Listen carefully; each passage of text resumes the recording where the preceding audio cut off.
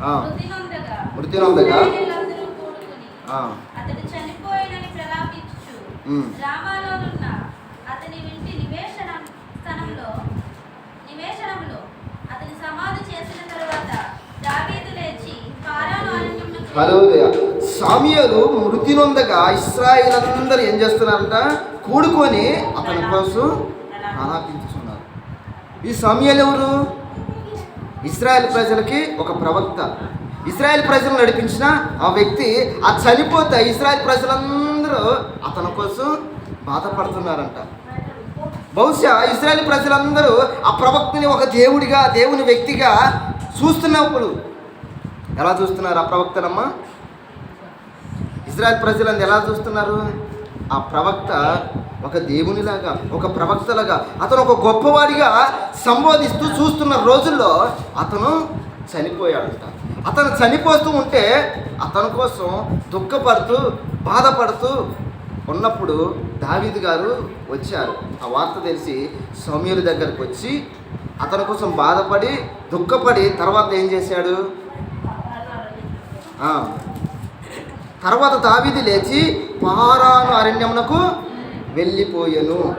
ఇప్పుడు మన ఇంట్లో, మన కుటుంబంలో ఎవరో ఒక వ్యక్తి చనిపోయారు. చనిపోగానే అందరూ వచ్చి ప్రలాపిస్తూ ఏడుస్తూ దుఃఖపరుస్తున్నాడు. సడన్గా ఒక వ్యక్తి లేచి వెళ్ళిపోతే ఏమనుకుంటాం మనం? ఇది ఎంత దుర్మార్గుడు, వీడు ఎంత కఠినరా, ఇది ఇప్పుడు దాకా ఏడ్చాడే, మరి లేచిపోతున్నాడు ఏంటి అనుకుంటాం లేదా? ఒక దావీదు గొప్ప రాజు. అలాంటి రాజు సమూయేలు దావీదును అభిషేకించింది ఎవరు? సమూయేలే కదా. అలాంటి సమూయేలు చనిపోగానే పాతిపెట్టగానే ఎమ్మటనే తిరిగి అక్కడే బాధపడి దుఃఖపడుతూ ఏడవలా. మోషే చనిపోతే ఇశ్రాయేలు ప్రజలు 30 రోజులు ఏడ్చుకున్నాడు, బాధపడ్డారు. అహరోను చనిపోయిన 30 రోజులు ఉపవాసం ఉండి దుఃఖపడ్డారు. కానీ విచిత్రం ఏమిటో, దావీదు గారు అలా లేచి వెళ్ళిపోతూ ఉన్నారు. చాలామంది అనుకుని ఉండొచ్చు, మనం కూడా అనుకుంటాం, దావీదుకి అసలు మనసు లేదు, దావీదుకి అసలు ఏంటి, ఒక గొప్ప వ్యక్తి అభిషేకించిన ఈ వ్యక్తి చనిపోతే తొందరగా లేచి వెళ్ళిపోతున్నాడేంటి, కనీసం హృదయంలో బాధ కూడా లేదా? మనం అనుకుంటాం కదా. మన కుటుంబంలో ఒక వ్యక్తి చనిపోతే మన బంధువులు వచ్చి ఒక గంట కూడా ఉండకుండా అలా వచ్చి అలా వెళ్ళిపోతే ఏమనుకుంటాం మనం? బాధ లేదనుకుంటే ఇతనికి అని అనుకుంటాం. కానీ ఎమోషనల్గా అతను ఫీల్ కాలేదండి. ఎమోషనల్గా అక్కడ ఫీల్ అయ్యి ఎమోషనల్గా బాధపడి అక్కడ దుఃఖపడి సంవత్సరాలు బాధపడుతూ డిప్రెషన్లోకి వెళ్ళిపోతే తన గమ్యము చేరుకునేవాడు కాదండి. దావీదుకు ఒక గమ్యం ఉంది. సౌలు తరుముతా ఉన్నాడు. ఆ సౌలు తరుముతా ఉంటే దావీదు పారిపోయాడు. ఒక గృహంలో ఉంటే అక్కడికి వచ్చారు. ఎవరు వచ్చారు? 22వ అధ్యాయంలో 2వ వచనంలో ఉంటుంది సమూయేలు గ్రంథంలో.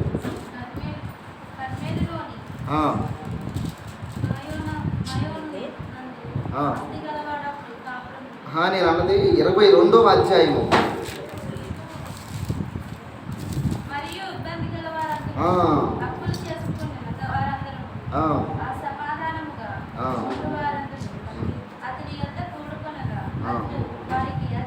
ఎవరికైనంట దావీదు దగ్గరికి ఎక్కువ ఎవరిచ్చారు? సౌలు తరుముతా ఉంటే ఎవరిచ్చారంట? అప్పులోళ్ళు, ఇబ్బందులు, ఇరుగులు అందరూ నువ్వే నాకు దిక్కయ్య అంటే ఇప్పుడు ఎవరు దిక్కయ్యారు? వాళ్ళందరికీ దావీదు దిక్కయ్యాడు. ఈ దావీదు వాళ్ళ మీద అధిపతిగా ఉన్నాడు. మన దగ్గరకు వచ్చి అప్పులలో వచ్చారు అనుకో, నువ్వు మాకే దిక్కయ్య అంటే అంటావు నువ్వు. ఓరే నాయన, నేనే కష్టపడుతున్నాను, నేనే బాధపడుతున్నాను, నువ్వు వచ్చి నేను రాను. దావీదు అలా అనలేదండి. అన్నాడు, వీళ్ళందరికీ నేనే పూచి, నేనే అని వాళ్ళని చేరదీశాడు. మనమైతే మన బంధువులు అయా అప్పులు ఉన్నాయని వెళ్తే చేరదిద్దుమా? అసలుకే దావీదు శ్రమల్లో ఉన్నాడు, శ్రమల గుండా వెళ్తుంటే మామ తరుగుతుంటే పారిపోయి దిక్కుచోతు పరిస్థితుల్లో అంత శ్రమల గుండా వెళ్తుంటే అప్పులందరూ వచ్చారంట. అయ్యా దావీదు, నువ్వే నాకు దిక్కయ్యా అంటే రండి నేనున్నాను అన్నాడంట. అన్ని శ్రమల్లో కూడా వాళ్ళని చేరదీశాడు, వాళ్ళని హక్కులు చేర్చుకున్నాడు. నువ్వు చేరదీయగలవా? అంత అప్పు ఉంటే చేరదీయగలవా? అన్ని ఇబ్బందులుంటే లేదు. కానీ సౌలు చనిపోగానే ఇక ఆ మరణం వార్త వినగానే ఎమ్మటిని పాతిపెట్టగానే మళ్ళీ ప్రయాణం అయ్యాడు. ఎందుకు? ఈ అప్పులోళ్ళు ఇక్కడ ఇబ్బంది పడుతున్నారు, ఈ శ్రమ కలిగిన వాళ్ళు ఇక్కడ ఇబ్బంది పడుతున్నారు. నేను ఇక్కడనే కూర్చొని సమూయేలు కోసం నేను బాధపడుతూ దుఃఖపడుతూ సంవత్సరాలు వేస్ట్ చేసుకుంటూ పోతే అక్కడ ఇబ్బంది పడే వారి బాధ ఎవరు చూస్తారు అని ఆయన గుర్తించాడు. చాలామంది కుటుంబంలో భర్త చనిపోతే సంవత్సరాలు ఏడుస్తూ డిప్రెషన్లోకి వెళ్ళిపోతా ఉంటారు చాలామంది. అలా వారితో కొన్ని చనిపోతే బాగుండు అనుకుంటారు. అలా డిప్రెషన్లో వెళ్ళిపోయి అన్నం తినరు, నీళ్ళు తాగరు, అలా సంవత్సరాలు గడిచిపోతూ ఉంటారు. తన భర్త చావు బతుకులు ఉన్నప్పుడు ఒక మాట చెబుతాడు, ఏమని? నేను చనిపోతున్నాను, నీ పిల్లలను సరిగ్గా చూసుకో. ఈ మాట మర్చిపోతాను. అదే ఏ మాట? తను చనిపోతూ ఒక మాట చెప్తాడు, నేను బ్రతకలేను, చనిపోతాను, నువ్వు పిల్లలు బాగా చూసుకొని మాట మర్చిపోయి ఇక డిప్రెషన్లోకి వెళ్ళిపోయి సంవత్సరాలు అలా గడిపేస్తూ ఆ బాధలో ఉంటారు. నీ బాధ మర్చిపోయి నీ పిల్లల కోసం నువ్వు ప్రయాణము మొదలుపెట్టాలి. దావీదు ప్రయాణం మొదలుపెట్టాడు. సమూయేలు కోసం బాధపడుతూ ఉంటే ఇక నెక్స్ట్ ఏమిటి? ఈ బాధలో కోలుకోవాలంటే సంవత్సరాలు పట్టవచ్చు. మరి సంవత్సరాల దాకా అక్కడ అప్పులోళ్ళు, ఇబ్బందులు, శ్రమలు వాళ్ళందరూ అలాగే ఏడ్చుకుంటూ దుఃఖపడుతూ ఉండాలా? ఈరోజు మీతో దేవుడు మాట్లాడుతున్నాడంటే, ఒకవేళ నీ భర్తను కోల్పోయావో, ఒకవేళ నీ యజమానిని కోల్పోయావో, ఒకవేళ నీ తండ్రి కోల్పోయావో, ఆ బాధలో నువ్వు డిప్రెషన్లోకి పోతే రేపున నీ కుమారులకు దిక్కు ఎవరు? నీ కుమార్తెలకు దిక్కు ఎవరు? బాధపడుతూ కూర్చుంటే ఆ బాధ మరీ ఎక్కువ అవుతుంది తప్ప దాన్ని కొంచెం కూడా నువ్వు తక్కువ చేసుకో. ఒకవేళ నువ్వు బాధపడుతూ డిప్రెషన్ వెళ్ళిపోతే నీ కుమారులు దారి తప్పి పోతారు. వారి కోసమైనా నీవు తిరిగి ప్రయాణము అవ్వాలి. సోదరులారా, దావీదుకు తెలుసు ఎంతసేపు ఎమోషనల్గా ఫీల్ అవ్వాలో, ఎంతసేపు బాధపడాలో, ఎంతసేపు దుఃఖపడాలో తెలుసు. మరి మీకు తెలుసా? చాలామంది కొంతమంది గడ్డం పెంచుకొని ఉంటా ఉంటారు. ఇలా బాగా గడ్డం పెంచుకొని, ఏంటి తమ్ముడు గడ్డం పెంచుకుంటుంటే లేదు ఫెయిల్ అలా, ఏం ఫెయిలు? డిప్రెషన్లోకి వెళ్ళిపోయి గడ్డం బాగా పెంచేసుకుంటున్నాం. ఏంటంటే లవ్ ఫెయిలియర్. డిప్రెషన్లోకి వెళ్ళిపోతుంటారు పాపం. ముందలవాటు. ఎందుకంటే నా లవరు నన్ను వదిలేసిపోయింది. ఎందుకు? డిప్రెషన్, బాధ. ఆ బాధని ఎంతవరకు నువ్వు కంట్రోల్ చేయగలిగితే అంత విజయాన్ని పొందుకుంటావు. హల్లెలూయా. ఆ బాధలోనే, ఆ దుఃఖంలోనే నువ్వు ఉంటే నువ్వు గమ్యాన్ని చేరలేవు, నీ విజయాన్ని అందుకోలేవు. సమూయేలు చనిపోతున్నప్పుడు దావీదు కూడా అక్కడే ఉండిపోతే విజయాన్ని చేకూరేవాడు కాదు. అక్కడ అప్పుల్లో బాధల్లో ఉన్న వాళ్ళని ఇడిపించేవారు కాదు. ఒకవేళ నీ కుటుంబంలో విషాదగాథ జరిగితే ఆ బాధలో నువ్వు కోలుకోవాలి, తిరిగి లేవాలి. ఎందుకు? నిన్ను నమ్ముకున్న నీ ప్రజల కోసం, నీకు కావాలనుకున్న నీ కుమారులు, నీ కుమార్తెలు, వాటిని ముందు నడిపించడానికి నువ్వు లేవాలి. నిజమా కదా? నువ్వే లేకుండా, నువ్వే పెద్ద దిక్కయ్యి, నువ్వే ఏడ్చుకుంటా మూలన ముసుగేసుకొని అలా ఏడుతూ బాధపడుతూ దుఃఖంతో అలమటిస్తూ ఉంటే నీ కుమారులకు ధైర్యం చెప్పేది ఎవరు? కొన్ని సన్నివేశాలు మనం చూస్తూ ఉంటాం. అందరూ ఏడుస్తుంటే ఎవరు ఒకరు అన్నం వండి, అమ్మ అన్నం తింది కదా అమ్మ, పొద్దున్న నుంచి ఏం తినలేదు, 2 రోజుల నుంచి ఏం తినలేదు. కొంతమంది అనుకుంటుంది ఇంత బాధలు ఏడుతుంది, ఏమైంది అన్నం తినమంటది, ఇంకా అసలు బాధ లేదనుకుంటా అంటాం కదా. కాదు, అలాంటి వారు ఉండాలి. హల్లెలూయా. వారికి బాధ ఉంటుంది, వారికి దుఃఖం ఉంటుంది. కానీ నేను చెయ్యకపోతే వీళ్ళు కూడా చనిపోతారేమో, వీరు కూడా గమ్యము మరిచిపోతారేమని వారు బాధను కూడా దిగమింగుకుంటారు. సోదరులారా, నీవు కూడా నీ బాధను దిగమింగుకోవాలి. తండ్రి ఏమో కొడుకు చనిపోయాడని, ఈ మధ్యకాలంలో ఒక తండ్రి నాకు తెలుసు, 2 కుమారులు అయితే ఒక కుమారుడు చనిపోయాడు. ఈ చనిపోతుంటే అతని బాధ ఏంటి? చేతికొచ్చిన కొడుకు చనిపోయాడే అని బాధలో దుఃఖపడుతూ అలమటిస్తూ ఏడుస్తూ సంవత్సరాలు బాధపడుతూ ఉంటే ఆ 2వ కొడుకు దారి తప్పిపోయే ప్రమాదము ఉంది. నీ తండ్రిగా నీ బాధ్యత ఏమిటి? కుమారులు చక్కదిద్దుకోవాల్సి. ఒక కుమారుడు ఎటు చనిపోయాడు, తన కోసం బాధపడి దుఃఖపడి సంవత్సరాలు వేస్ట్ చేసుకున్నా మళ్ళీ తిరిగి రాడు. ఉన్న కుమారుడు నువ్వు సరిదిద్దుకోవాలి. హల్లెలూయా. ఉన్న కుమారుడి కోసం నీ బాధను దెబ్బకోవాలి. ఉన్న కుమారుడి కోసమైనా నీవు దుఃఖపడినా మళ్ళీ లేవాలి. తన కోసము నువ్వు సిద్ధపడి ఉండాలి. లోకులు ఏమనుకున్నా పర్వాలేదు, నీవు విజయాన్ని పొందుకోవాలి. సోదరులారా. చాలామంది డిప్రెషన్ కదా, డిప్రెషన్లోకి వెళ్ళిపోతుంటారు, బాధలో ఎమోషనల్గా ఫీల్ అవుతుంటారు. సంవత్సరాలు గదిలోంచి రారు. లవ్ ఫెయిల్యూర్ అయినోడు ఇంకా అసలు రాడు పాపం, ముఖం చూపించుకోలేడు. ఏమైనా అంటారేమో, ఏమైనా ఫీల్ అవుతారు కదా, అంటే బాగోదు కదా. ఎందుకురా నా ఒక నెల నుంచి కలపనిచట్లేదంటే బాధలో ఉన్నాను. ఈ బాధను మర్చిపోవడానికి ఎన్ని సంవత్సరాలు పట్టింది వాళ్ళకి? పట్టింది. ఆలోపు వాడు చదువుకొని మంచి చదువుకొని మంచి ఉద్యోగం సంపాదించుకొని చక్కగా నిలబడవచ్చు.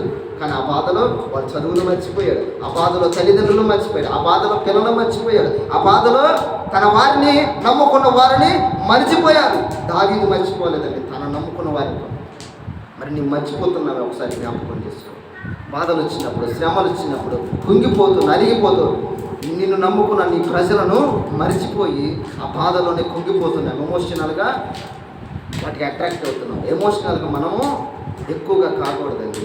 అది మనల్ని కంట్రోల్ చేయకూడదు. ఎమోషనల్ మనల్ని కంట్రోల్ చేస్తే మనం ఎక్కడంటే బాధపడుతూ ఇంకా సంవత్సరాలు ఎమోషనల్గానే ఫీల్ అవుతుంది. మనమే వాటిని కంట్రోల్ చేయాలి. ఏం చేయాలి? మనమే ఎమోషనల్ కంట్రోల్ చేయాలి. దాని ఆధీనంలోకి మనం వెళ్ళకూడదు. మన ఆధీనంలో అది ఉండాలి. అప్పుడు మనం విజయాన్ని చూస్తాం. సహోదరులారా, దావీదుకు తెలుసు, మరి నీకు తెలుసా? ఎమోషనల్గా ఎంతసేపు ఫీల్ అవుతున్నావు? ఏదో నీ కుటుంబంలో ఒక బాధ వస్తే చాలు, ఇక ఉదయం నుంచి సాయంత్రం దాకా ఫీల్ అవుతుంది. ఉదయం నుంచి సాయంత్రం దాకా వారాలు తరబడి, నెలలు తరబడి, సంవత్సరాలు తరబడి, ఇలా సంవత్సరాలు గడిచిపోతూనే ఉంటాయి తప్ప ఆ బాధని మర్చిపోవటం. ఆ బాధను మర్చిపోయే పరిస్థితుల్లో ఆ లోపు నీ కుటుంబం మొత్తం చిన్న భిన్నమైపోతుంది. నిన్ను నమ్ముకున్న నీ కుటుంబం మొత్తము నాశనం అయిపోతుంది. నిన్ను నమ్ముకున్న నీ కుమారులు సైతము, వారి ప్రవర్తన సైతము నాశనం అయిపోతుంది. నువ్వు తేరుకొని కోలుకునే లేపే నీ కుమారులు దారి తప్పి పోతారు. సహోదరి దావీదుకు తెలుసు, ఇక్కడ నేను ఉంటే అక్కడ దారి తప్పి పోయే ప్రమాదము ఉంది అని. భార్య కానీ భర్త ఏం చెప్పాడు?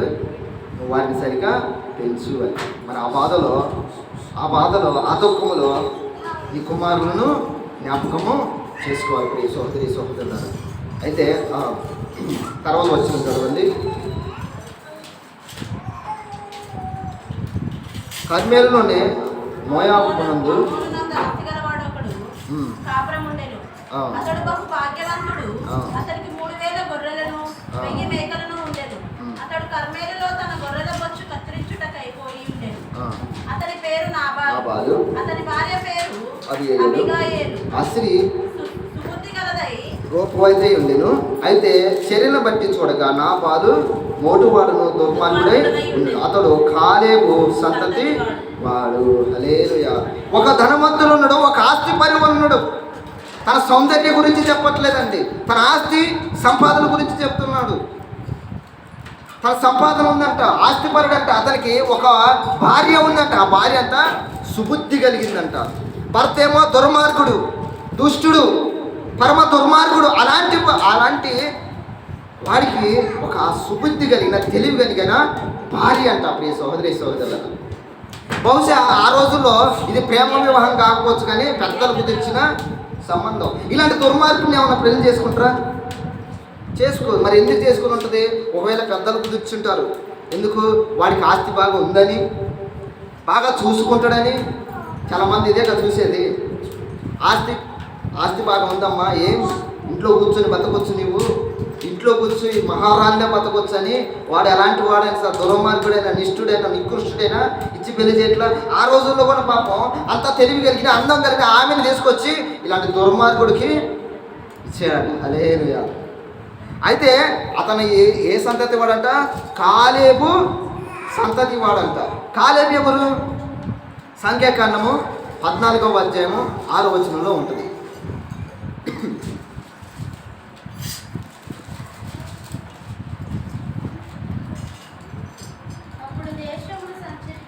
అప్పుడు దేశమును సంచరించు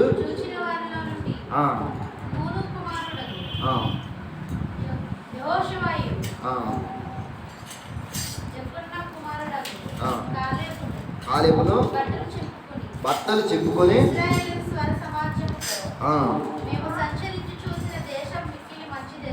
హల్లెలూయా. ఈ మోషే గారు ఈ పాలు తేనెలు ప్రవహించు దేశానికి పంపించి ఏగురు వారిని మీరు చూసి రండి, మన దేవుడు మన కోసం సిద్ధపరిచిన ఆ రాజ్యాన్ని, ఆ దేశాన్ని ఒకసారి చూసి రండి. ఆ దేశం ఎలా ఉంది, ఆ దేశంలో పంటలు ఎలా ఉన్నాయి, ఎలా ఉన్నాయి, ఆ ప్రదేశం మొత్తం ఒకసారి చూసి రండి అంటే వారందరూ చూసి వచ్చి ఒక రిపోర్ట్ తయారు చేసి, ఇదిగో ఆ దేశంలో ఎలా ఉన్నది, ఆ దేశ ప్రదేశంలో ఆహారం ఎలా ఉన్నది, ద్రాక్షాలు ఎలా ఉన్నవి, పంటలు సమృద్ధిగా ఉన్నాయి అని చెప్పి తర్వాత అక్కడ నెఫీను జాతికి చెందిన బాగా బలం కలిగిన వ్యక్తులు ఉన్నారు. ఆ వ్యక్తులు ముందు మేము నిలబడితే మిడతల్లాగా ఉన్నాం, అక్కడ మనం పోలేం. ఎక్కడికి పోలేము? దేవుడి స్థానన్న ఆ దేశానికి మనం పోలేము. ఎందుకంటే అక్కడ దేశంలో ఉన్న ప్రజలు బలవంతులు, వారిని మనం ఎదిరించలేము, మనం ఉండలేము అని చెబుతూ ఉంటే కాలేబు బట్టలు చెప్పుకొని మీరు దేవుని శక్తి ఎరగనా, దేని వైపు నిలబడ్డారు. వీళ్ళందరేమో ఒక తాటి నిలబడితే కాలేపోయి అంటున్నాడు, దేని వైపు నిలబడి దేవుడు నిశ్చయముగా మనకు ఆ రాజ్యాన్ని అనుగ్రహిస్తాడు. మీరు వారిని చూసి భయపడతారేంటి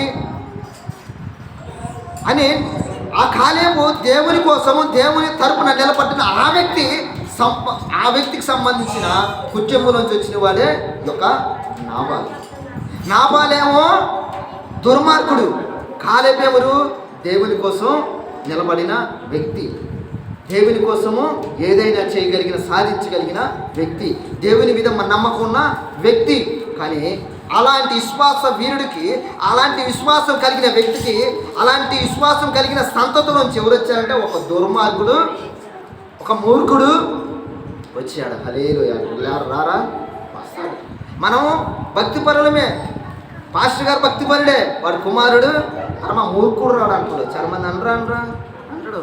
పాస్టర్ గారు మంచి విశ్వాసురాలే, పాస్టర్ గారే కొంచెం కఠినుడు, పాస్టర్ గారు కొంచెం మూర్ఖుడు, చెప్పింది వినడు అనేవారు అంటారా లేదా?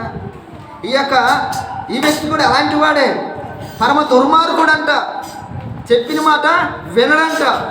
ప్రియ సహోదరి, అలాంటి వ్యక్తికి దావీదు గారు పంపిస్తారేమని బొచ్చు కత్తిరించి వేరంటే గొర్రె బొచ్చు కత్తిరించి దాన్ని అమ్ముకొచ్చి కొంత ధనం వస్తుంది, ఆ ధనాన్ని బట్టి వాళ్ళు బతకటం ఉంటుంది. ప్రియ సహోదరి, ఇప్పుడు మనం మిర్చి కానీ ఏదైనా పంట వేసినప్పుడు మనకి ఏ నెలలో వచ్చింది?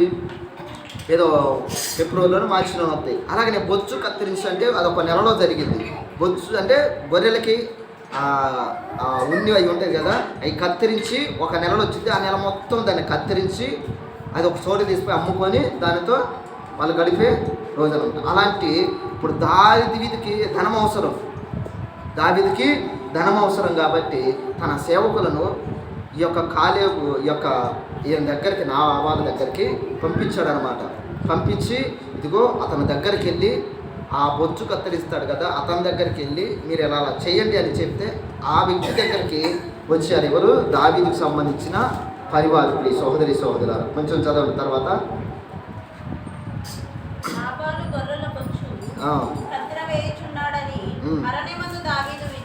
తన పనివారిలో కొంతమందిని పిలిచి వారితో ఇట్లనెను, మీరు కర్మేలునకు నాబాలు వద్దకు పోయి నా పేరు చెప్పి కుశల ప్రశ్నలు అడిగి ఆ భాగ్యవంతునితో మీకును ఈ ఇంటికి నీకు కలిగిన అంతటికి క్షేమం కలుగును గాక అని పలికి ఈ వర్తమానం తెలియజెప్పవలెను. చెప్పండి. నీ వద్ద గొర్రెబొచ్చు కత్తిరించు వారు ఉన్నారను సంగతి నాకు వినబడెను. నీ గొర్రెల కాపర్లు మా దగ్గరనుండగా మేము వారికి ఏ కీడును చేసి ఉండలేదు. వారి కర్మేలనున్నంత కాలము వారేదియు పోగొట్టుకునలేదు. నీ పనివారిని నీవు అడిగిన ఎడల వారు అలాగూ చెప్పుదురు. కాబట్టి నా పనివారికి శుభదినమున మేము వచ్చితిమి కదా, నీకు ఇష్టం వచ్చినట్లు నీ దాసులకు నీ కుమారుడైన దావీదును ఇమ్ము. దావీదు పనివారు వచ్చి అతని చెప్పండి, చదవండి. నాబాలుకు తెలియజేసి కూర్చుండగా నాబాలు, దావీదు ఎవడు? మెస్సై కుమారుడెవడు? తమ యజమానులను విడిచి పారిపోయిన దాసులు ఇప్పుడు అనేకులు ఉన్నారు. హల్లెలూయా. ఒక దావీదు పనివారిని పంపిస్తే ఏమన్నాడంటే, దావీదు ఎవడు? దావీదు గురించి చేస్తూ ఏమండి, దావీదు గురించి తెలుసు, దావీదు మెస్సయ్య కుమారుడు అని తెలుసు, సౌలు తెలుసు, కానీ ఎంతగా మాట్లాడుతున్నాడు చూడు. ఈ యొక్క మాటలు ఎలా ఎప్పుడు వచ్చి ఉంటే కనీసము తనకు ధనముందని అధికారంతోన ధనముందని అహంకారంతో వచ్చిన మాటలు అయి ఉండొచ్చు ప్రియ సోదరి సోదర. అసలు ఎవడి దావీదు అని లెక్కలేనితనంగా మాట్లాడుతూ ఉన్నాడు. వచ్చిన వారిని ఎవరు అని ఆరా తీసే స్వభావం కూడా అతనికి లేదు ప్రియ సోదరి సోదరుల. ఈ సౌలు ఎవరు, ఈ దావీదు ఎవరు? తన ఒక మాట అన్నాడు. ఏమంటే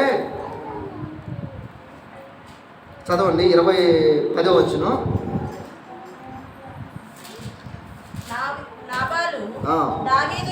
మెస్సయ్య కుమారుడు ఎవడు? ఓకే. తాను యజమానులను విడిచి పారిపోయిన దాసుడు ఇప్పుడు అనేకులు ఉన్నారు. హల్లెలూయా. ఏమన్నాడు? ఎవరో ఒక స్టోరీ అన్నాడు పాపం, దావీదు వెళ్ళిపోయాడని. ఇతనేమన్నాడు? నిజంగా దావీదు వెళ్ళిపోయాడా? దావీదు వెళ్ళిపోలా, సౌలు తరుముతుంటే పోయిండు. ఇతను ఏమనుకున్నాడు? యజమాన్ని విడిచిపెట్టి వెళ్ళిపోయాడు అనుకుంటున్నాడు. ఎవరో ఏదో ఒక స్టోరీ చెప్పుకుంటారు పాప ఇతనికి. అది నమ్మేశాడు. ఎమ్మటనే దావీదేవుడు సౌలుని విడిచిపెట్టిపోయినాయా? ఎవరో ఉన్నారు, చాలామంది ఉన్నారు అన్నారు. అతనికి ఏదో విషయము తెలిసింది. ఎవరో చెప్పుకుంటారు దావీదు సౌలు ఇంట్లో ఏదో పని చేసుకుంటున్నాడు, లేకపోతే దొంగతనం చేసి ఉంటాడు, అందుకు పారిపోయి ఉంటాడు అని చెప్పుకుంటారు. అసలు విషయము తెలియదు. అసలు విషయం తెలియకుండా ఎంత దుర్మార్గంగా మాట్లాడుతున్నాడంటే, నేను సంపాదించుకున్న ఆస్తి ఏమన్నాడు? కింద చదవండి 11వ వచనం.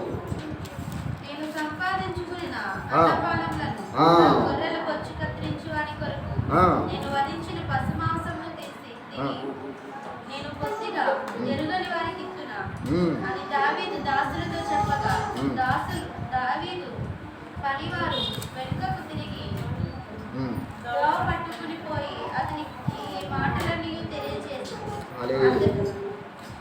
ఏమంటున్నారు?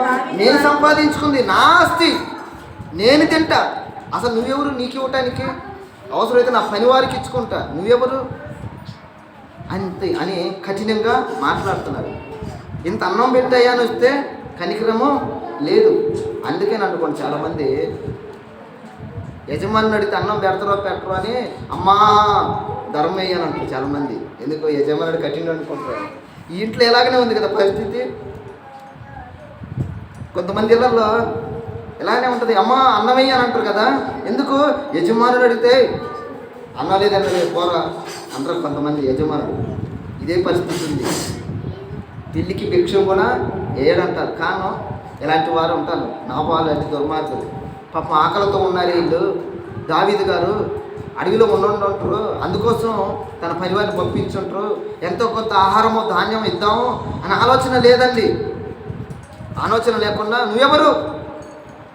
అనేకులు ఉన్నారు నీలాగా పారిపోయిన వాళ్ళు, అనేకులు యజమానుల్ని విడిచిపెట్టిపోయిన వాళ్ళు అనేకులు ఉన్నారు. నువ్వెవరు?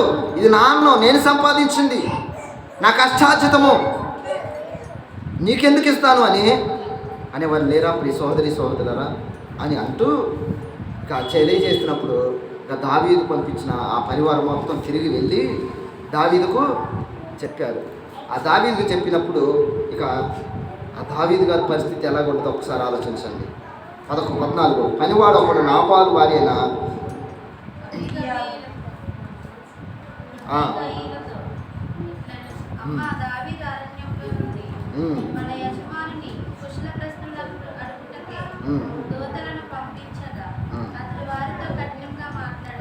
అయితే ఆ మనుషులు మాకు ఎంతో ఉపకారం చేసి ఉన్నారు. మేము పొలములో వారి మధ్యన సంచరిస్తున్నంత సేపు అపాయము కానీ నష్టము కానీ మాకు సంభవించలేదు. మేము గొర్రెలకు కాయచున్నంత సేపు వారు రాత్రింబవళ్ళు మా చుట్టూ ప్రకారంగా ఉండేది. అయితే మా యజమానికి అతని ఇంటి వారికి వారు కీడు చేయించి ఉన్నారు కనుక ఇప్పుడు నీవు చేయవలసిన దానిని బహు జాగ్రత్తగా ఆలోచించను. మన యజమానుడు బాబు ఒక పనివాడు చెబుతున్నాడు ఏమని యజమానుడి గురించి. మన యజమాని పనికి మన యజమాని ఏమని చెబుతున్నాడమ్మా? ఏమని చెప్తున్నాడు? యజమానురాలకి భార్యకే చెబుతుంది భర్త గురించి. ఏమని? భార్యకి చెబుతున్నాడు. ఒక పనికి అక్కడ పనిచేసే వ్యక్తి ఏమని? మన యజమానుడు నువ్వు చేసుకున్నావు అమ్మా, నీ భర్త వాడు పెద్ద యదవ పనికి మారినాడు. మన గురించి మన ఇంట్లో పనిచేసే వాళ్ళకి తెలుసు పాపం కదా, ఊర్లో వాళ్ళందరూ తెలుసు మన గురించి. మనం ఏమనుకుంటాం? ఆ గౌరవంతో నేను బాగా తెలివి ఉంది నాకు అని ఫీల్ అవుతుంటాం కదా. ఒక్కసారి నువ్వు బయటికి వెళ్ళి చూస్తే అర్థమవుతుంది నువ్వెంత పలికి మాలినోడువో మంచోడువో చెడ్డోడు అని అర్థమవుతుంది. ఆ భార్యకు తెలియదట్టుకుంటే పాపం ఆ పనుడికి తెలిసామని మన యజమానుడు పాపం పలికి మాలినోడు. దావీదు అరణ్యములో ఉంటే మన గొర్రెలు కాచుకుంటూ మనం ఉంటే ఆ గొర్రెల చుట్టూ ఒక సైన్యములాగా ఉన్నారమ్మ వాళ్ళు. మన గొర్రెలు సింహాలు వచ్చినా తింటాయని కూడా భయపడ్డాం మేము. కానీ దావీదు తన సైన్యం నుంచి కాపలా కాశాడు. ఈ రోజున మనం ఈ యొక్క గొర్రెల్ని కలిగి ఉన్నామంటే దానికి కారణం ఎవరో తెలిసిన అడవిలో దావీదు ఉపకారం దావీదు చేశాడు. దావీదు మన కోసము మనం రాత్రి కూడా నిద్రపోతే రాత్రి కూడా దావీదు సైన్యం మొత్తము గొర్రెల కాపలా కాసింది. అలాంటి ఉపకారం చేసిన వ్యక్తికి మన పలికిమాలనోడు ఈ దుష్టుడు ఈ దుర్మార్గుడు ఉపకారం చేయకుండా ఈమె ఎవడి దావీదు అని పలికిమాలనోడని తన దూతలను తిట్టి పంపించాడు అని చెబుతా ఉన్నాడు. సహోదరులారా, ఈ రోజున కూడా లేరా? ఈ రోజున కూడా చాలామంది ఉన్నారు దేవుని సువార్త పట్టుకొని అమ్మా రక్షణ పొందండి అంటే పలికిమాలనోడు అనేవాళ్ళు లేరా? మనల్ని ఉన్నారు. మనం వారి కోసం ఉపకారమే చేస్తున్నాం, వారి కోసం ప్రార్థనే చేస్తున్నాం. వారు మారాలని మారుమనసు పొందాలని వారి కోసము ఒక రక్షణ కవచంగా దేవుని కోసం విజ్ఞాపన చేస్తుంటే మనల్ని ఎవరా నువ్వు, ఏ శవుడో తెలుసు, నువ్వెవరో తెలుసు, పోరా అనేవాళ్ళు లేరా? ఉన్నారు ఈ రోజున ప్రియ సోదరులారా. అలాంటి నాబాలు మూర్ఖుడు, నాబాలు దుర్మార్గు స్వభావం కలిగిన ఈ ప్రదేశంలో కూడా చాలామంది ఉన్నారు. అలాంటి స్వభావం మీలో ఉండే ఒకసారి ఆలోచన చేయండి ప్రియ సోదరులారా. ఎవరు దావీదు అని అహంకారంతో ఆ రోజున నాబాలు ఉన్నాడు, ఈ రోజున ప్రజలే ఉన్నాడు. ఎవడు దేవుడు? యేసెవరు? ఇక్కడ ఈ దేశంలో పుట్టల, ఈ దేశంలో పెరగల. అక్కడెక్కడో తల్లితే అక్కడెక్కడో మేకులు, అక్కడెక్కడో శిలువ వేశారు, అక్కడెక్కడో అంటున్నారు ప్రియ సోదరులారా. ఈ రోజున నాబాలు స్వభావం కలిగిన వ్యక్తులు మన మధ్యలో ఉన్నారు. అలాంటి నాబాలు గురించి ఏమని చెబుతున్నాడంట? ఒక పని తన దగ్గర పనిచేసే వ్యక్తి మన యజమానుడు కొత్త దుర్మార్గుడు, కొత్త పలికిమాలినోడు. ఎలా మాట్లాడాలో తెలియదు, వచ్చిన వారిని ఎలా గౌరవించాలో తెలియదు, వచ్చిన వారిని ఎలా సంబోధించాలో తెలియదు. అలాంటి పలికిమాలినోడు అమ్మా నువ్వు తెలియగలిగిన వ్యక్తి, నువ్వు ఎలా ఈ సమయంలో మంచిగా ప్రవర్తించాలి, ఇలా తెలివిగా జ్ఞానం కలిగి నువ్వు ఆలోచించాలని ఒక వ్యక్తి చెబుతున్నాడు. సోదరులారా, ఆమె జ్ఞానం కలిగి తన కుటుంబాన్ని కట్టుకుందండి ప్రియ సోదరులారా. ఆమె తన భర్త ఏమో దుర్మార్గుడు, ఏమేమో తెలివి కలిగింది, జ్ఞానం కలిగింది. ఆమె మరి ఏం చేసింది చూడండి, ఒకసారి ఆలోచన చేయండి. 16వ అధ్యాయము 17 18.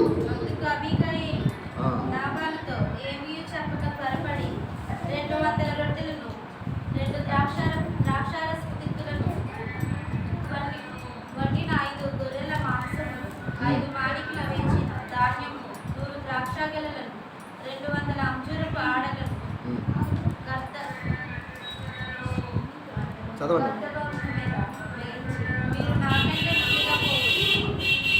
నేను మీ వెనుక నుండి వచ్చేదనని తన పని వారికి ఆజ్ఞయించి గద్దబాము మీద ఎక్కి పర్వతపు లోయలోనికి వచ్చుచుండగా దావీదును అతని జనులను ఆమెకు ఎదురుపడి ఆమె వారిని కలుసుకుని, అంతకు మునుపు దావీదు నాబాలునకు కలిగిన దాని అంతటిలో ఏదీ పోకుండా ఈ అరణ్యంలో అతని ఆస్తి అంతే నేను వ్యర్థముగా కాల్చు వచ్చింది. ఉపకారములకు నాకు అపకారం చేసి ఉన్నాడే అని అనుకుని అతనికి ఉన్న వారిలో ఒక మగ పిల్లవాడినైనా తెల్లవారినప్పటికీ నేనుండనిలేదు. లేదా దేవుడు మరి గొప్ప అపాయము దావీదు శత్రువులకు కలుగచేయును కాక అని ప్రమాణం చేసి ఉన్నది. అబీగయీలు దావీదును కనుగొని గద్దబాము మీద నుండి త్వరగా దిగి దావీదునకు సాష్టాంగ నమస్కారం చేసి అతని పాదములు పట్టుకుని ఇట్లా నా ఏలినవాడా నన్ను నీ దాసురాలనైనా నన్ను మాట్లాడని, నీ దాసురాలైన నేను చెప్పు మాటలను ఆలోచించు. నా ఏలినవాడా దుష్టుడైన నాబాలును లక్ష్య పేరు అతని గుణములను సూచించుచున్నది. అతని పేరు నాబాలు, మోటుతనము అతని గుణం. నా ఏలినవాడా, యెహోవా జీవముతోడు, నీ జీవముతోడు ఆనప్రాణి చేయకుండా యెహోవా నిన్ను ఆపి ఉన్నాడని నీ చేయి నన్ను. హల్లెలూయా. ఒక తెలివి కలిగిన వ్యక్తి ఏ విధంగా ప్రవర్తిస్తున్నారో ఆ విధంగా ఏమో ప్రవర్తించి సహోదరులారా. దావీదుకు ఈ సమాచారం తెలిసింది. వారందరూ వచ్చారు. దావీదు, ఇదిగో మనం ఎండనక వాననక శ్రమ వచ్చి కష్టపడి వారు నాబాలు యొక్క గొర్రెలను మనం కాపాడుకుంటూ వచ్చాం కదా, ఆ విషయాన్ని కూడా మరిచి వాడు మనకు అన్నం పెట్టమంటే పెట్టట్లేదు, చాలా దుర్మార్గం మాట్లాడాడు, నీ గురించి చాలా చెడుగా మాట్లాడాడు, అసహ్యంగా మాట్లాడాడు అని చెప్పగానే ఇక దావీదు నిర్ణయించుకున్నాడు. ఏమని, వాడి ఇంట్లో ఒక్క మగ పిల్లగాడు కూడా ఉండటానికి వెళ్ళలేదు. అందరినీ చంపేద్దాం ఏమనుకుంటున్నాడు దావీదు? అందరిని చంపేద్దాం, ఒక్క మగ పిల్లగాడు కూడా ఉండకూడదు. నేను ఉపకారం చేస్తే వాడు నాకు అపకారం చేసేది, చంపేద్దాం అని ఇక సైన్యాన్ని తీసుకొని బయలుదేరుతా ఉన్న సమయంలో ఆమె ఎదురొచ్చింది. ఎదురొచ్చి నాబాల్ గురించి చెప్తుంది. ఏమని, అతని పేరు దుర్మార్గుడు. అసలు ఆ పేరుకి అర్థమే తెలుసా? నాబాల్ అంటేనే దుర్మార్గుడే, పేరును బట్టి చెప్పొచ్చు అని ఆమె చెబుతుంది. అయ్యా, మా యజమానుడు ఉన్నాడు కదా, మా భర్త ఉన్నాడు కదా, చాలా దుర్మార్గుడు, దుష్టుడు, తన పేరును బట్టే తన గుణాలను బట్టి నువ్వు లక్ష్య పెట్టొద్దు అని చెబుతూ ఆమె రాజుకే ఉపదేశం ఇస్తుందండి. హల్లెలూయా. అంత తెలివి కలిగిన ఆమె తన భర్తని ఎలాగోలా కాపాడుకోవాలని తాపత్రయం పడుతూ రాజుకే సాష్టాంగపడి నమస్కారం చేస్తూ ఆమె ఒక మాట అన్నది. ఏమని తెలుసరా? యెహోవా జీవముతోడు, నీ జీవముతోడు ప్రాణహాని చేయకుండా యెహోవా నిన్ను ఆపి ఉన్నాడు అని. ఆపింది ఎవరు? ఎవరు ఆపింది? ఏమో కదా, ఆపింది ఎవరు? తన భర్తను చంపకుండా ఆపింది ఎవరు? ఏమే. కానీ ఈమె ఎంత తెలివిగా ప్రవర్తించిందంటే, ఆ దేవుడే నన్ను నీ దగ్గరకు పంపించాడయ్యా, ఆ దేవుడే నీ దగ్గరకు పంపించి నాబాలుని అలాంటి వాడిని చంపకుండా నీ దేవుడే నన్ను పంపించి ఆపమన్నాడు. నువ్వు ఒకవేళ చంపితే, నువ్వు హత్య చేసి వేయడమైతే నువ్వు హంతకుడు అవుతూ అని నిన్ను నీ దేవుడు ప్రేమించి నన్ను పంపించాడని దావీదుకే ఉపన్యాసం చెబుతుందండి. మరి ఆ దావీదు తను చేయాలనుకున్న ఆ పని చేశాడా, చేయకుండా ఉన్నాడా? మరి అన్ని మాటలున్న దావీదు ఏమన్నాడు ఒకసారి ఆలోచించండి, చదవండి. 27 26 లాస్ట్ 25వ అధ్యాయము. నీ శత్రువును 25, 26 నిజమని యెహోవా జీవముతోడు, నీ జీవముతోడని ప్రమాణము చేయుచున్నాను. నీ శత్రువులను నా ఏలినవాడవైన నీవు కీడు చేయను ఉద్దేశించువారు నాబాలు వలె గాక. అయితే నేను నా ఏలినవాడకు నీ యొద్దకు తెచ్చిన ఈ కానుకకు నా వేలినవాడకు నిన్ను వెంబడించు పనివానికి ఇప్పించి నీ దాసులైన నా తప్పు క్షమించు. నా ఏలినవాడవకు నీవు యెహోవా యుద్ధములను చేయుచున్నావు కనుక నా ఏలినవాడవకు నీవు ఆయన శాశ్వతమైన సంతతినిచ్చు. నీ బ్రతుకు దినములను నీకు అపాయం కలుగుకుండెను. నిన్ను హింసించుటకైనను నీ ప్రాణము తీయుటకైనను ఎవడైనా ఉద్దేశించినలా నా ఏలినవాడకు నీ ప్రాణము నీ దేవుడైన యెహోవా వద్దనున్న జీవపు మూటలో కట్టబడు. ఒకడు వడిసెలతో రాయి విసిరినట్లు ఆయన ఈ శత్రువుల ప్రాణములను హల్లెలూయా. ఆమె చాలా తెలివిగా జ్ఞానం కలిగి ఒక మాట మాట్లాడుతుంది. ఏమంటే, నా ఏలువకు నీ యొద్దకు తెచ్చిన ఈ కానుకలు నా ఏలువకు నిన్ను వెంబడించు పనివారికి ఇచ్చి నీ దాసులను నా తప్పు క్షమించు. నిజంగా తప్పు చేసింది ఎవరు? ఎవరు తప్పు చేశారు? భర్త తప్పు చేశాడు, నాబాలు తప్పు చేశాడు, యజమానుడు తప్పు చేశాడు. కానీ ఈమె ఆ తప్పును ఆమె మీద మొప్పుకొని నన్ను క్షమించు, నన్ను కరుణించు అలా అంటమే కాదు, ఆయన్ని చాలా పైకి ఎక్కిందండి, మునగ చెట్టు ఎక్కించింది పాపం. నిజంగా నీకు దేవుడు తోడై ఉన్నాడు. నిన్ను చంపాలనుకున్న నీ శత్రువులు కూడా చనిపోతారు. ఆయన నీ దేవుడు నీ పక్షాల నుండి యుద్ధాన్ని జయిస్తాడు, జరిపిస్తాడని చాలా గొప్పగా అసలు జరగబోయే ముందున్నిటిని ఆమె ప్రవర్తించి చెప్పినట్టుగా చెప్పటం బట్టి ఆమె తన భర్తని కాపాడుకోవటం అయితే కాపాడుకుంది. ఆ రోజున అప్పుడు తెల్లారిన తర్వాత టైం అయిపోతుందిగా చెబుతున్నా, చాలా షార్ట్ కట్. ఇక ఆయన ప్రమాణం చేస్తాడు, ఏమని, నీ భర్తను నేను చంపును. నీ ఉపన్యాసం నేను విన్నాను, నువ్వు చాలా తెలివిగలవు, జ్ఞానం కలిగి ప్రవర్తించావని నాకు తెలుసు. కానీ నీ భర్త మంచివాడు కాదు. అయినా సరే నువ్వు చెప్పిన ఈ మాటలను బట్టి, నువ్వు చెప్పిన ఈ మాటలను బట్టి నేను నీ భర్తను నేను ఏమీ చేయనని చెప్పటం బట్టి దావీదు వెళ్ళిపోయాడు. తర్వాత ఇక ఏమా వెళ్ళిపోయిన తర్వాత జరిగిన సంఘటన ఏంటంటే, తన భర్త ఆ సాయంత్రం బాగా తాగి కందనాలడి ఎర్రుగా ఉంటాయి కదా, మనకి పండగలు అయ్యి ఉంటాయి కదా, నడిచేందా తాగటం వరులాడటం అలాగా. ఇంకా తెల్లారిన తర్వాత ఈ విషయం చెప్త ఒక పనివాడు చెప్పాడు, దావీదు నువ్వు కఠినంగా మాట్లాడావు కదా దావీదుతో ఎవడు ఆ దావీదు అని కఠినంగా మాట్లాడాలి కదా. దావీదు కోపం వచ్చింది. ఆ కోపం వచ్చినప్పుడు దావీదు తన పనివారితో నిన్ను చంపాలని కత్తులు వాడిసెలో గుర్రాలు తీసుకొని యుద్ధం చేసుకుంటూ వస్తుంటే మీ భార్య అయిన ఆమె అతని దగ్గరికి పోయి బతిలాడితే నిన్ను చంపకుండా వదిలిపెట్టాడు అని చెప్పి ఎమ్మటనే తన గుండె పగిలి చనిపోయాడు. పేరేమే దుర్మార్గుడు, ఆకారం చూస్తే బలవంతుడు, ధైర్యమేమో ఎవడా దావీదు అన్నాడు. దావీదు యుద్ధానికి నీ మీద బయలుదేరడానికి నాకు తెలియగా ఏమని చెప్పాడు, గుండె పగిలి చనిపోయాడు. ఎవడరా తన ఆస్తిని చూసుకొని, అంతస్తును చూసుకొని, తనకు కలిగి ఉన్న దాన్ని చూసుకొని అన్నాడు, ఎవడా దావీదు. రెండో రాకలు కూడా ఇదే జరిగింది. అదే ఈ రోజున ఎవడా యేసు అన్నాడు, రేపు పొద్దున గుండె పగిలి చనిపోతాడు ఆ రోజున. అదే ఆయన చూడలేక, ఆయన్ని చూసి అమ్మో అని గుండె పగిలి ఒక్కొక్కడు గుండెల బాదుకుంటూ వచ్చే రోజున వస్తుంది. నాబాలు గుండెల పగిలి చనిపోయాడు. అలాగా దావీదు నా మీదకి యుద్ధానికి వచ్చాడా అనే దుఃఖంతో బాధప ఆ గుండె కూడా కొట్టుకోవటం ఆగిపోయింది. రేపు దినాన ఈ రోజున ఆ దేవుడు ఆయాసు ఎవరు అన్న రోజున ఆ రోజున మోహాల నుంచి ఇలా అనేలోపు నువ్వు నీ ప్రాణము పోతుంది. హల్లెలూయా.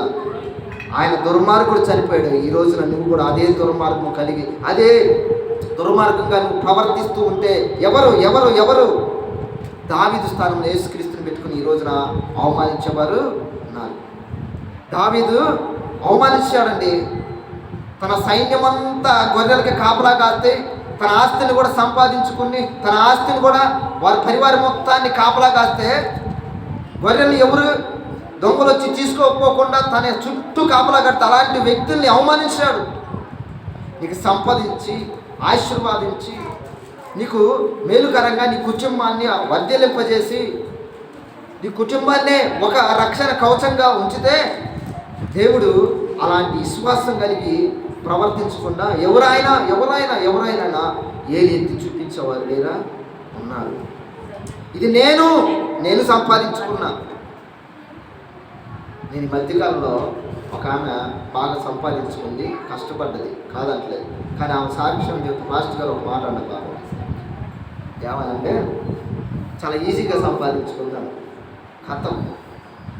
ఆమె మైకి తీసుకుంది, ఈజీగా సంపాదించుకునేది ఏంటి, నీ కష్టం ఎవడిచ్చాడు? ఆ కష్టం, ఆ శ్రమ నీకు ఎవరు ఇచ్చాడు? ఆరోగ్యం దేవుడు కదా, దేవుడే కదా ఇచ్చింది. ఆరోగ్యం ఉంటేనే కదా మనం కష్టపడి శ్రమ వచ్చి ఇల్లు వాకిలు మొత్తం సంపాదించుకున్నాం. దేవుడు వారికి చాలా ఈజీగా ఇచ్చాడంటే ఆ కోపం వచ్చింది.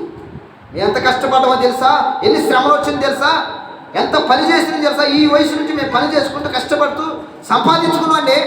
అంత ఈజీగా అంటారేంటి మీరు? ఇంకొకరు అయితే మామూలుగా ఉండదు అన్నది. చాలా కఠినంగా మాట్లాడే రోజులు మనం అంతేనా? అక్కడ అదే పొగరు ఏమని, నాది నేను సంపాదించుకుంది అని మరి లేరా ఈ రోజున? నాది, నా సంఘము, నా చర్చి, నాది నాది నాది నాది. ఏది నీది? కాదు. ఈ సోదరి ఏదో ఒక రోజు మీది కూడా మాది అంటూ ఒకటి ఉందంటే ఏదంటే తెలుసా, 6 అడుగులు స్థలం మాత్రమే మనది. హల్లెలూయా. నాది అంటూ ఉందంటే ఈ భూమి మీద ఒకటే ఉంది, అది 6 అడుగుల స్థలం మాత్రమే. దాన్ని కొనుక్కోవడానికి ట్రై చేయండి. ఇంకా ఏమైనా కొనుక్కోవాలి, ఏమైనా సంపాదించాలంటే దేవుని కోసం సంపాదించండి, ఆత్మను సంపాదించండి. ఒకవేళ ధనం సంపాదించిన దేవుని కోసము ఖర్చు పెట్టడం కోసము సంపాదించండి. మీరు తెలుస్తారు. నాది అని అనుకుంటే నాబాలు పడిన గతే. నాబాలు ఎవరు? కాలేబు సంతతి వ్యక్తి. కాలేబు ఎవరు? ఒక విశ్వాస వీరుడు, దేవుని తరపున నిలబడిన వ్యక్తి. అలాంటి వ్యక్తి వంశంలోంచి ఒక దుర్మార్గుడు వచ్చాడు, ఒక దుష్టుడు వచ్చాడు, ఒక పలికిమానుడు వచ్చాడు. ఈ రోజున క్రైస్తవులు కూడా కాలేబు వంశంలోనే, క్రైస్తవులో కూడా దుర్మార్గులు ఉన్నారు, దుష్టులు ఉన్నారు, పరమ నీచులు, దుర్మార్గులు ఉన్నారు. దేవుని పేరు చెప్పుకొని నీచమైన పనులు చేసేవారు లేక కోరు. సోదరులు ఒకసారి ఆలోచన చేయండి. నీవు కూడా మా యేసుకు సంబంధించిన వాడే, మా రక్షకుడే అని చెప్పుకుంటూ ఉన్నావేమో, నువ్వు కూడా దుర్మార్గంగా ప్రవర్తిస్తున్నావేమో, నువ్వు కూడా నీచంగా ఆలోచన చేస్తున్నావేమో. ఒకసారి ఆలోచన చేసుకోండి ప్రియ సోదరులారా. కాబట్టి ప్రియ సోదరులారా, దావీదుకు తెలుసు ఎంతసేపు బాధపడాలో, ఎంతసేపు దుఃఖపడాలో, ఎంతసేపు అలంకరించాలో మరి నీకు తెలుసు. ఒకవేళ నీకు బాధ కలిగితే, దుఃఖపడితే, నెల సంవత్సరాలు ఏడ్చుకుంటూ కూర్చుంటే నీ కొడుకులకు కుమార్తెలకు దిక్కు ఎవరు? వారిని పెంచి పోషించి వాళ్ళ సక్రమైన మార్గంలో నడిపించే మార్గం చూపించాల్సి నీవే బాధపడుతూ, నువ్వే దుఃఖపడుతూ, నువ్వే అలమటిస్తూ ఉంటే ఇక వారి పరిస్థితి ఏమైపోతుందో ఒకసారి ఆలోచన చేయాలి. నీకు ఒక విషయం తెలుసా, ఈమె మళ్ళీ భర్త చనిపోతే ఏమన్నా ఎవరు ఆదరించారో తెలుసా? దావీదే ఆదరించాడు. మళ్ళీ ఆమెను ఎవరు చేసుకున్నారు? పెళ్ళి దావీదే వివాహం చేసుకున్నారు. కారణము ఆమె తెలివిని చూసి, జ్ఞానాన్ని చూసి, ఇలాంటి జ్ఞానం కలిగిన వ్యక్తి మళ్ళీ ఇలా ఉండకూడదని ఆమె వివాహము చేసుకుంది. దావీదుకి కష్టాలు, శ్రమ చాలా వచ్చినాయి. కారణం ఎవరి వల్ల వచ్చింది తెలుసా? భార్యల భర్తల కుమారుల వల్లనే వచ్చినాయి. కారణము బైబిల్ ఏం చెబుతుందంటే ఒక భార్య ఉంటే చాలు మనకు అది చెబుతుంది. కానీ ఏమేనేమో కనపడ్డ వాళ్ళందరూ చేసుకుంటూ పోయింది. ఇంకా బాధలు కష్టాలు అది చాలా చెప్తాయి. పాపం ఏమికి కష్టాలు ఈ కుటుంబాలు ఎక్కడి నుంచి వచ్చినాయి? నాబాలు కుటుంబంలో ఉన్న వ్యక్తులే. మన కుటుంబంలో ఎక్కడి నుంచో బాధలు రావమ్మా. మన కుటుంబంలోనే మన కొడుకు, మన కుమారుడు ఎవడో ఒకడు పనికి మానోడు నాబాలు స్వభావం కలిగిన వ్యక్తి. ఆ స్వభావం కలిగిన వ్యక్తి వలన పేరుకు మనం క్రైస్తవమే, క్రైస్తవ కుటుంబంలోనే. ఆ కుటుంబంలో ఒకడు ఉంటాడు, ఎవడో ఒకడు పనికి మానోడు, నాబాలు లాంటి వాడు. ఎవరు? నాబాలు లాంటి వాడు, పనికి మాలిన వాడు ఉంటాడు. లేదా పనికిరాని వ్యక్తి ఎవరో ఒకరు ఉంటారు. పనికిరాని తండ్రో, పనికిరాని కుమారుడో, పనికిరాని భార్యో, భర్తో ఎవరో ఒకరు ఉంటారు. వాడి వలన మనకి తలవంపులు, వాడి వలన పరాయి వలన యుద్ధాలు, ఆవేశాలు, శాపనార్థాలు మారాలి. కాబట్టి ఇప్పుడు ఈ సోదరు ఎవరి వల్ల? మన కుటుంబంలోనే ఉంటాయి.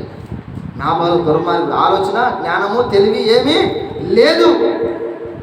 అతనేమో సంతతి ఏమో విశ్వాసము చూస్తే తరతరాలు వెనకపోయి చూస్తే ఎవరు? మోషే దగ్గర విశ్వాస వీరుడితో, మోషే దగ్గర తనకున కుడిభుజంలాగా నిలబడ్డ వ్యక్తికి సంబంధించిన తన సంతతి. కానీ అలాంటి సంతతిలోంచి ఇలాంటి దుర్మార్గులు బయటకు వచ్చాడు. మనం కూడా ఎంత ప్రేమ కలిగి ఉంటాం, కానీ ఒకడు ఉంటాడు, ఎవడో ఒకడు. మన కుటుంబం మొత్తము మంచిగానే ఉంటుంది. మన తరాలు, మా తాతలు, ముత్తాతలు అందరూ దేవుళ్ళు నడిచిన వాళ్ళే, దేవుణ్ణి తెలుసుకున్న వారే, దేవుని మార్గంలో నడిచిన వారే. కానీ ఒకడు ఉంటాడు దుర్మార్గుడు, ఒకడు ఉంటాడు నీచుడు. వాడి వలన అనవంపులు, వాడి వలన అనేక కార్యాలు వస్తాయి, అనేక తలవంపులు వస్తాయి. ఈ రోజున అలాంటి స్వభావం నీ కుటుంబంలో ఉన్నారేమో ఒకసారి ఆలోచించు. అలాంటి వ్యక్తులు నీలో ఉన్నారేమో, అలాంటి యొక్క స్వభావం కలిగిన వ్యక్తులు మీలో ఉంటే నాబాలి భార్య ఏ విధంగా తెలివితో, జ్ఞానంతో ఆలోచన చేసి చెప్పిందో మీరు కూడా ఆలోచన చేసి నీ కుమారుని ఎలా కాపాడుకోవాలి, నీ కుమార్తెని ఎలా కాపాడుకోవాలో ఒక తెలివి కలిగి, జ్ఞానం కలిగి నీవు కూడా ఆలోచన చేయాలి. మీ సోదరి ఏదో కథ విన్నాం కదా, దీంట్లో మంచి గుణపాఠం ఉంది కదా అని వినేసి మళ్ళీ అవతల పోయి మర్చిపోతే కుదరదమ్మా. దాన్ని మీ క్రియల్లో అమర్చుకోవాలి. ఎందుకంటే ఈ పాత నిబంధన అంతా ఒక స్టోరీ అండి, హిస్టరీ అనుకుంటాం. ఆ హిస్టరీని తీసుకొని మన బ్రతుకుకు అమర్చుకుంటే మన బ్రతుకు ఒక మార్గము చూపించేదిగా ఉంటుంది. ప్రియ సోదరి సోదరులు, మనం ఎలా నడవాలో క్యారెక్టర్లు అనేది, పాత నిబంధనల క్యారెక్టర్ మనం ఎలా నడవాలి అనేది చూపించింది. పాత నిబంధనలో దుర్మార్గులు ఉన్నారు, దుష్టులు ఉన్నారు, అనేక మంది పనికి మన యదవులు ఉన్నారు. ఆ యదవలాగా నువ్వు ఉండకూడదు అనేది దాని భావం. దారి తప్పిపోయిన చాలామంది ఉన్నారు, నువ్వు కూడా దారి తప్పి పోకూడదు అని తెలియజేస్తుంటుంది. ప్రియ సోదరి సోదరులను, నాబాలు దుర్మార్గుడు, మరి నీవు దుర్మార్గుడుగా? నాబాలు భార్య అయితే తెలివి కలిగింది, జ్ఞానం కలిగింది, తన కుటుంబాన్ని కట్టుకోవడానికి ప్రయత్నం చేసింది. ఆ నాబాలు దుర్మార్గుడు అని ఎవరికి తెలుసు? పనివాడికి తెలుసు. మన కుటుంబంలో మనకు తెలియదు, పక్కనోడికి ఎవడికో తెలుసు. ఏమని? వాడంతా దుర్మార్గుడు, పనికి మళ్ళీ రోజు అసలు పని చేయడు, రోజు తల్లిదండ్రులు సంపాదిస్తే తింటా బతుకుతూ ఉంటాడని అలా చెప్పేవారు లేరా? కాబట్టి సోదరి సోదరులారా, ఈ రోజున నీవు నాబాలులాగా ఉండకూడదు. నాబాలు స్వభావము కలిగి ఉండదు. నాబాలు అనే పేరుకి అర్థమే దుర్మార్గుడు అంట. బహుశా వాళ్ళ తల్లిదండ్రులు ఏమనుకున్నారేమో, పుట్టేటప్పుడే కఠినంగా ఉన్నాడేమో, పుట్టంగిన వాడు కఠినంగా ఏడవకుండా వాళ్ళ తల్లిదండ్రులు ఏడిపించాడేమో, ఎమ్మటి ఒక దుర్మార్గుడు అనుకుని పేరు పెట్టారేమో. పుట్టడం ఏడుపుతోనే పుట్టుంటాడు, ఎలాగలాగా ఏడిపించేసి ఉంటాడు తల్లిదండ్రులను. అందుకోసము వీడు దుర్మార్గుడు, నాబాలు అని పేరు పెట్టి ఉంటారు. కాబట్టి ప్రియ సోదరి సోదరులారా, మీరు అలా ఉండకుండా మీరు ఎలా ఉండాలి? జ్ఞానం కలిగి ఉండాలి. ప్రియ సోదరి సోదరులారా, సమస్త జ్ఞానం ఇచ్చిన దేవుడు ఈ తలపడుకు నా తలపడుకు కావలి ఉండి నడిపించునుగాక. హల్లెలూయా, హల్లెలూయా.